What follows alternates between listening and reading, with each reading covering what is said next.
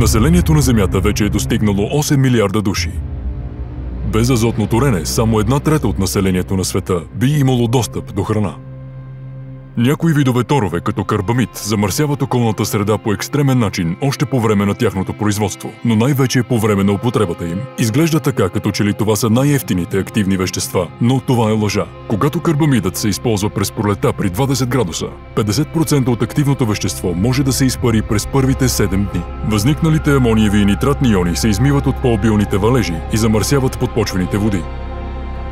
По този начин остатъкът се превръща в най-скъпото активно вещество, което подкислява почвата, като по този начин намалява плодородието. Това не е торът за вашите деца и внуци.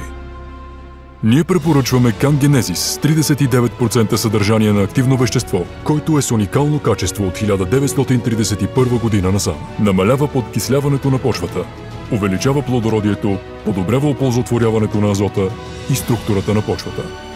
Значително повишава устойчивостта на растенията към стрес. Ако вие въпреки това искате карбамид, Genesis Trade България ЕООД ще обслужва своите партньори до изчерпване на количествата.